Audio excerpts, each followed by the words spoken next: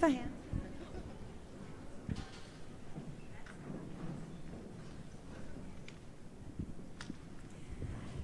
Good morning, everyone.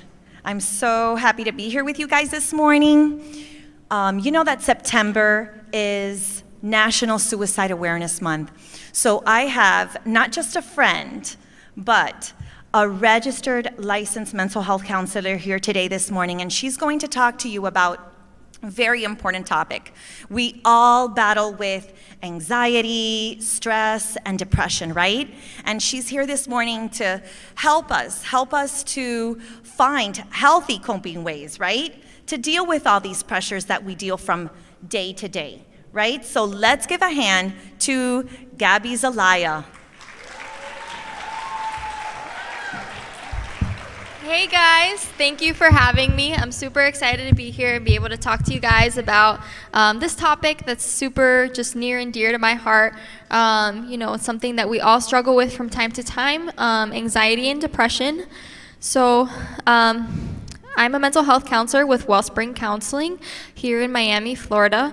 And so I work with a lot of youth there, a lot of teens, adolescents, and this is something that has become such an issue today with everything that's been going on in the world around us. We've just been seeing so much more anxiety and depression just showing itself, right? And I think that's normal given everything that we've had to live through this past year and a half. So many challenging times and things that we didn't expect to happen. And then now how do we deal with the after effects, right? And this transition kind of back into living our regular lives, right? So let's go a little bit into anxiety, and I just want to talk to you guys about what is anxiety, right? So some of the common symptoms of anxiety include feelings of nervousness, obsessive thoughts, racing thoughts about what can happen, or just feelings of dread. We often experience some level of anxiety because of new situations and problems that come up in our lives. But through practice and mastery over knowing how to appropriately handle a situation, we can decrease those feelings of uncertainty and we can reduce the effects that anxiety has over our lives. So there's some myths about anxiety that I hear quite a lot, and I just wanted to share some of those with you. So the first myth is that anxiety disorder isn't real. So while everyone experiences some level of anxiety at some point in their life, an anxiety disorder can have severe negative effects on a person. So treatment for anxiety should be taken seriously. Untreated anxiety disorder often leads to other issues like self-harm, insomnia, substance use, addiction, and isolation, right? Another myth is that you just need to avoid anxiety, right? And how do we avoid something that just keeps coming up for us that we can't get away from, right? This is a common advice for anxiety. Oh, just don't even think about it, right? But that's actually very harmful advice, right? It might come with good intentions, but denying or pushing away our anxious thoughts just makes them worse and more frequent. So whenever someone tells you, oh, just don't even think about it, don't worry about it, that's not what you want to be listening to, right? Because you want to resolve it. It's not just going to go away on its own, which brings us to the third myth, right? It's extremely difficult to manage anxiety without therapy and or medication. Yet the treatment, it doesn't have to take years before we see results, right? And in severe cases, medication lowers our intensity of anxiety and helps us perform better in our daily functioning. But not everyone needs medication for anxiety. A lot of times, just going to therapy can help, right? Receiving guided strategies on how to better cope with anxiety can honestly be such a game changer. There's some differences in the way that anxiety shows up for teens versus the way that it shows up for adults. So teens often experience excessive fear, feelings of restlessness, and a tendency to be excessively vigilant, right? Whereas adults, they usually have ruminating thoughts, racing thoughts, and persistent worries.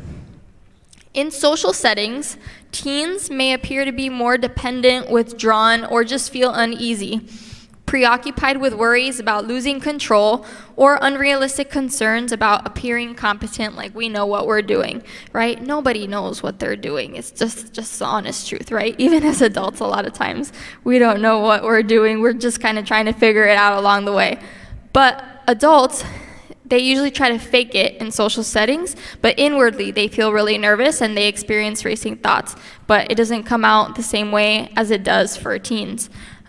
So when we experience anxiety, a lot of times we get physical symptoms, such as headaches, cramps, stomach aches, pains in our joints, our limbs, fatigue, and discomfort, right? Adults, they usually experience chest pain, heart palpitations, sweaty palms. So it varies a little bit, but there's physical symptoms for both. If you're getting constant headaches, lots of stomach aches, right, where you feel like you don't want to come to school, stuff like that, that's usually a red flag, a warning sign that there's some anxiety there that hasn't been dealt with. So when should we seek help and take action? When anxiety starts to negatively impact our daily functioning, create unfamiliar physical symptoms, or become a hindrance in our lives, that's when we need to seek some sort of help. For example, when we actively avoid regular tasks that used to be easy for us, or we become unproportionately upset about needing to do something, we need to pay attention and understand what it is that is creating such intense anxiety for us. It's important we approach this with care and that we don't minimize the experience of anxiety. Learning to use relaxation techniques and coping skills can be very beneficial to resolving anxiety. Let's talk a little bit about depression. What is it? Depression is a mental health disorder which affects adults and children alike. Intense depression is known as major depressive disorder. It can be debilitating. It includes the feeling of inability to perform normal functioning. Things that used to be easy for us now are really hard and require a lot of energy. We're constantly focused on worst-case scenarios, and we experience constant, intense fear. Most people, however, experience moderate levels of depression, but they don't recognize the signs. Undiagnosed and untreated depression can have developmental implications for children and adolescents. The first consequence is how depression affects our ability to succeed in school, including difficulty focusing, inability to communicate the pain of depression, lack of energy, low self-esteem, and persistent negative self-talk. In severe cases, medication might be necessary. Severe depression or untreated depression is linked to high rates of suicide. Let's look at some stats here. Depression affects 20 to 25% of Americans over the age of 18 in a given year. Only half of all Americans experiencing an episode of major depression receive treatment for it. That is a lot of untreated depression. 80 to 90% of people that seek treatment for depression are treated successfully using therapy, so it works. Let's look at some of the myths about depression.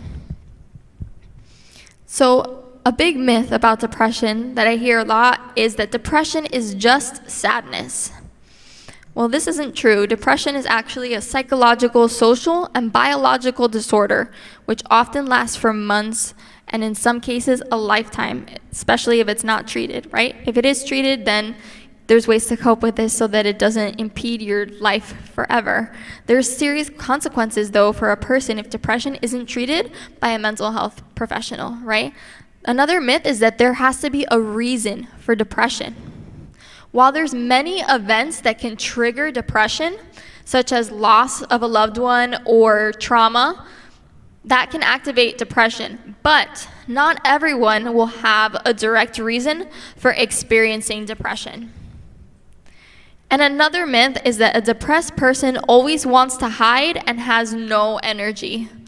For many adults, the symptoms of depression can look like avoiding situations or a lack of enthusiasm or energy. But for adolescents, it usually doesn't look this way. It usually comes out as feeling irritable, anger, or self-harm. So if things that didn't used to annoy you are starting to annoy you, or you feel like things are just getting on your nerves so much more, and it's just hard to be happy because things are just triggering you a lot. Those are some warning signs of depression. Let's look at the differences in adults versus teen depression.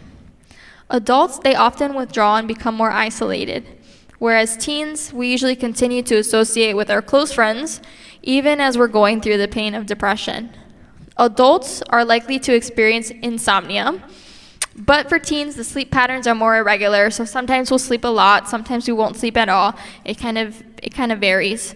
Adults have more melancholic features, whereas teens, they express anger and irritability, like we saw in the last slide. Here's some more symptoms of depression. Feelings of sadness, not being interested in the things that we used to enjoy, changes of appetite, like not eating as much or eating more than we used to, trouble sleeping, loss of energy, having a hard time concentrating, and feeling like we have no purpose, which is a big link to having thoughts of suicide. So here are some ways that we can help a friend who is struggling, right? So tip number 1 is speak up if you feel concerned. If you feel concerned about your friend who's struggling, approach them, have a conversation. Be yourself, listen, show empathy, offer them hope. Take the person seriously, right? When someone opens up about depression, that takes a lot of courage, and usually the person is thinking about that for a while, having that desire to say something but not being able to, right? So when someone comes to you and they share they're struggling with this, that's a pretty big deal because they're trusting you with this, right? So what we don't want to do is argue, act shocked, try to fix the problem, blame ourselves if they don't listen to us or take it personally. And a big thing here is that we don't want to promise to keep it a secret, right? Because if the depression gets worse and they try to hurt themselves, then we're just going to feel awful, right? And we don't want to do that. So we want to talk to a trusted adult and person that can help them to get the help that they need. So another way that we can help someone who's struggling is responding quickly in a crisis. So sometimes we might feel stuck. Someone tells us they have depression. Now what? What do we do, right? So here's some questions that we can ask. When did you start feeling this way? Are you hurting yourself? Are you thinking about hurting yourself?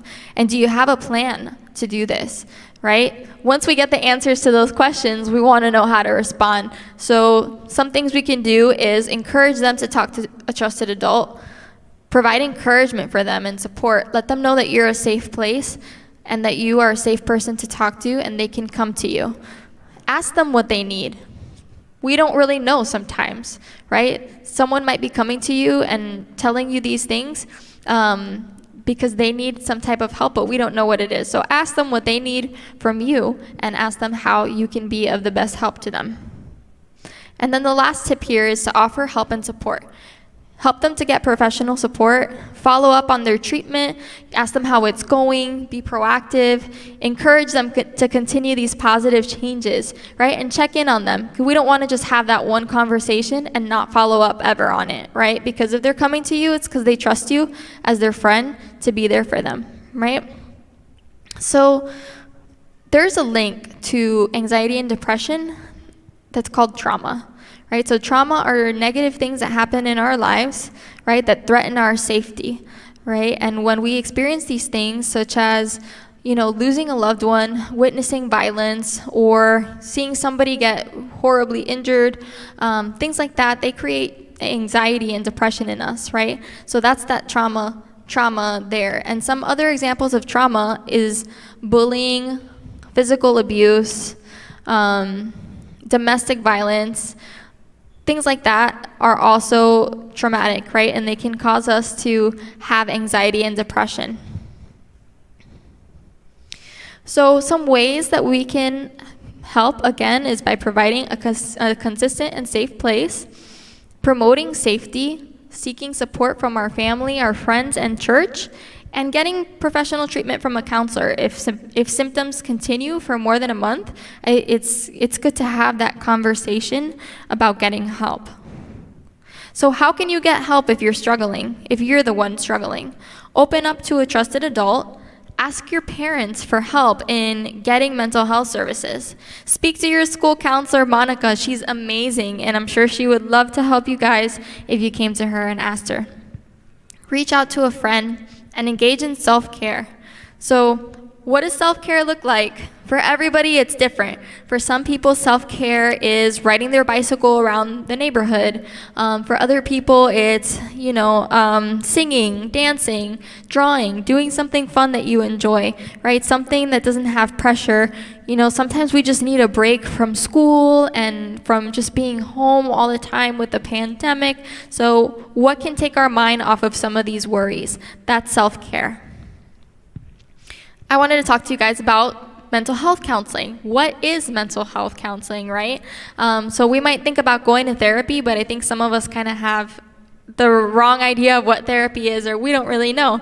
So a mental health counselor is someone who provides support to someone who's experiencing mental or emotional distress, right, for many different reasons. So we use techniques to help people manage anxiety, depression, and other concerns, right? We provide a safe space to process emotions, thoughts, and behaviors. Some of the ways we do this is by understanding client feelings, identifying the distress that's affecting your mental health, helping you discover ways to deal with these concerns, and helping you to learn new skills and coping strategies so that these things don't overtake your life, right? And then setting personal goals for growth. Something that I do with clients in therapy sessions when we start is we come up with a treatment plan together. So we come up with what your goals are for therapy and how we can help you to get there and resolve these issues that are bringing you to counseling.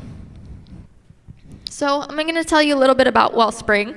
I think it's amazing. Our mission is we are a nonprofit counseling center, and we're an outreach ministry that provides mental health services and education in a professional, Christian, and holistic way so that we can help bring about transformation and change in people, communities, and future generations.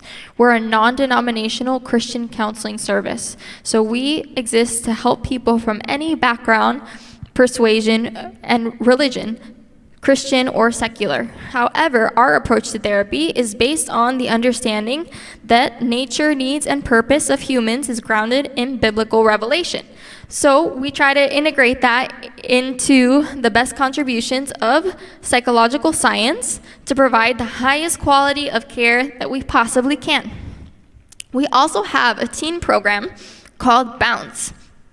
I can't show the video because we're having some tech issues, so I'm sorry about that, but I'm just going to tell you guys briefly about it. It is a teen summer program that we have. It runs for 2 weeks in the summer. It's a trauma-focused camp, and we do a lot of art therapy, group counseling, and individual therapy as well to help people to overcome negative events in their lives. And right now, for this next year, we are also extending Bounce from January through March so that it's not just in the summertime. And it's going to run a little bit differently, and instead of just being a week long, we're going to have it throughout the week. So if you guys are interested in that, talk to Monica. I gave her some information, and we have a lot of fun there. There's different types of therapy as well, right? So it's not just coming in and talking about things that are going on. We do a lot of activities in therapy as well, right? So some of those things is that we use art therapy, which is a big thing in Bounce. We do a lot of creative therapy there. We also integrate play therapy, and one of my very favorites is equine therapy. So we use equine therapy to help us learn new life lessons, find healing from trauma, and develop new relationship skills while enjoying the relaxed environment of horses. So you might be thinking, why do you use horses for therapy, right? So there are many reasons why we use horses, but here's just a few. Horses are sensitive. They read our emotional states, they sense our heartbeats, they feel our energy levels, and they relate to us accordingly. They are also social. They long for safety and for connection. This gives us endless opportunities to practice our skills on providing these things, and they give us instant feedback and rewarding relationships. Horses live in the present. They respond to what we do now, not what we did in the past or what we might do in the future. They give us the opportunity to change and to practice new behaviors in the present, which is amazing. And my favorite reason is because they are honest and big. We cannot manipulate horses with our words because they can't understand them anyways. They don't lie to us and we can't lie to them. They give us honest feedback and that we can apply to our lives. So if we do something a horse does not like, they are going to tell you on the spot. And if you do something that they like, they are also going to show you that they liked it. So let's go back to talking about mental health counseling here. How can you talk to your parents about therapy, right? That's a hard conversation to bring up. So in talking to our parents about therapy, it's important to set an intentional time to talk, right? So we don't want to do this when our mom is busy in the kitchen making cafecito, right? And she's not really paying attention to what we're saying. You want to set an intentional time to sit down and express how you feel and ask for help. Share what it is you feel that you need support with. Mention seeking guidance from the school counselor, Monica, who's amazing, and if your parents would be willing to engage in a conversation with them and just kind of seek some information. Because I know that sometimes talking about mental health, especially for many of us who come from Hispanic backgrounds, it can be a little bit of a taboo, right? But I think that now, especially with everything that has been going on, the mentality has changed a lot. And there's a lot of opportunity to have these conversations now with our families that maybe there wasn't before. So since it's Suicide Prevention Month, and we're talking about anxiety and depression, I wanted to talk to you guys about some reasons why it's important for us not to give up. So, unfortunate circumstances doesn't mean that we need to surrender, right? Sometimes we find ourselves worrying uncontrollably about the future. We have deep sadness about our past, and we become unfocused on our present, right? That we don't even know where we are or who we are anymore. Right? So I'm telling you this as someone who has struggled with both anxiety and depression. Before I figured out, coming from someone who struggled with both anxiety and depression, I figured that I would share with you my reasons why not to give up. And I hope that they're good reasons for you not to give up too. So the first reason is that this too shall pass.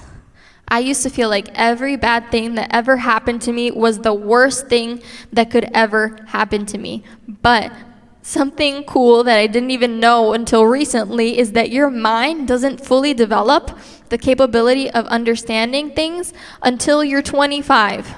So our minds, they don't fully develop until we're 25 years old, right? So in other words, tomorrow will be better. That's a promise. Your future's bright if you focus on the fact that someday you're going to graduate, go back to school, start a career, move out, or do whatever it is that you want, or eventually will want to do. Then that is a hope that things are going to get better, right? We're not stuck. Eventually the situation is going to pass, and we're going to be able to live the lives that we dreamed about. You're the only you that ever was and that's ever going to be.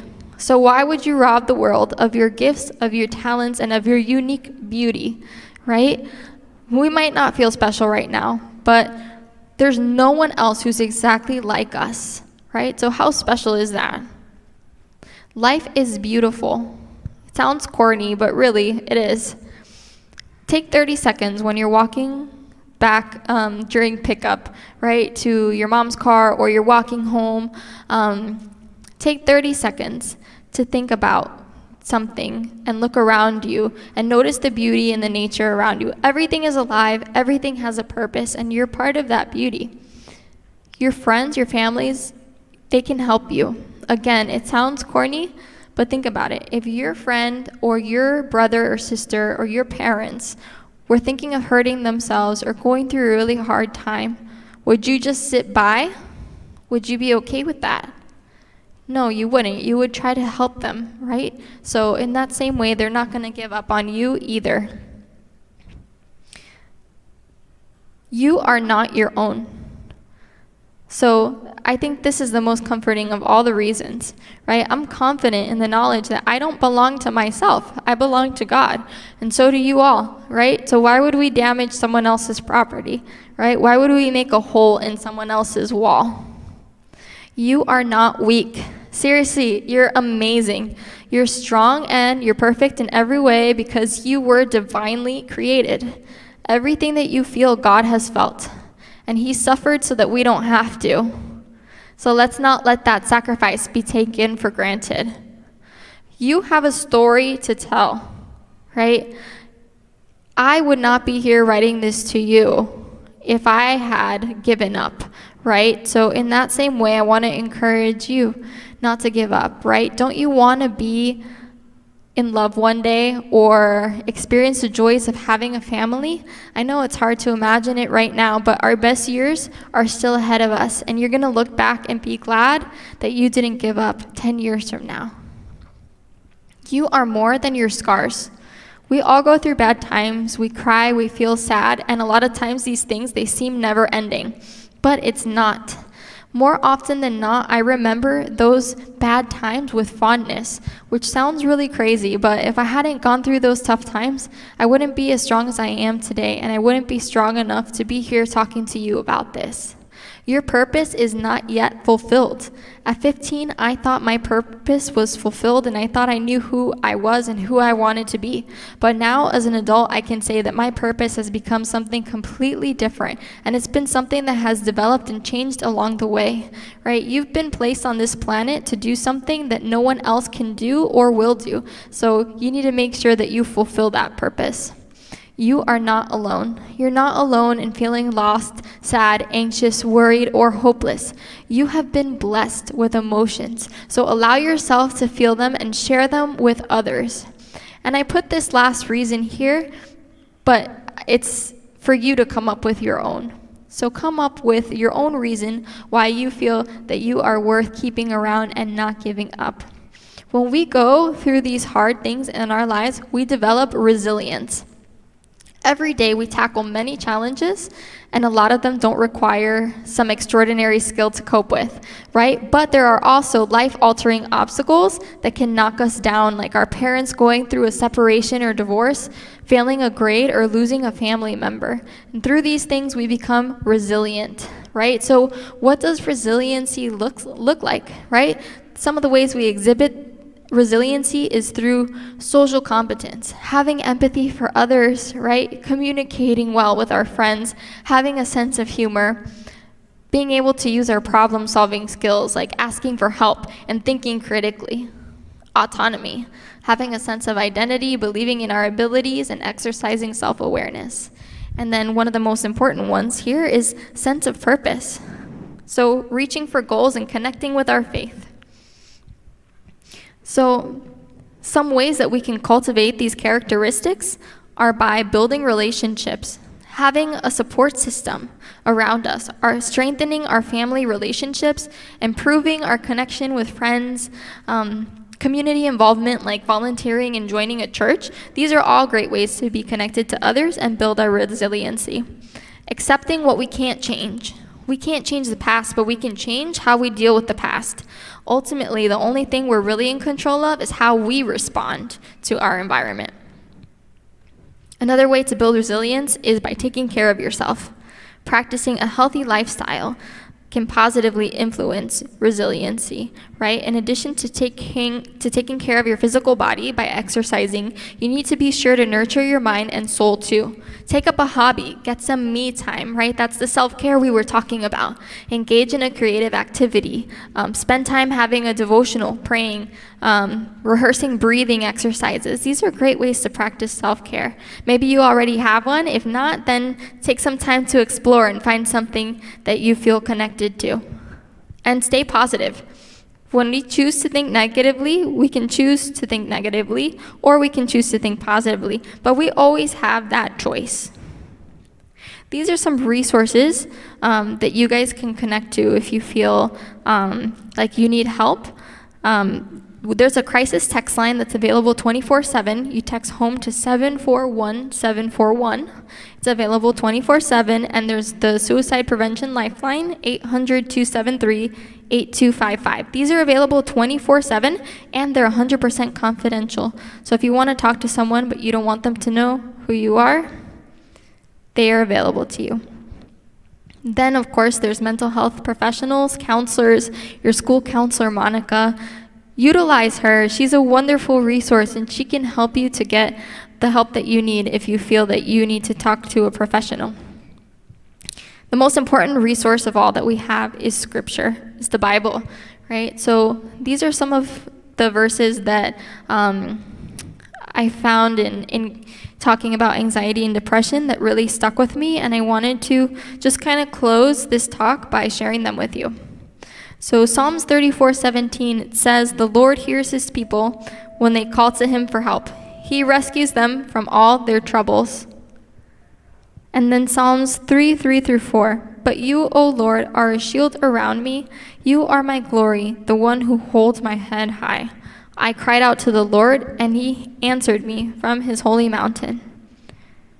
Isaiah 26:3, "You will keep in perfect peace all who trust in you, all whose thoughts are fixed on you."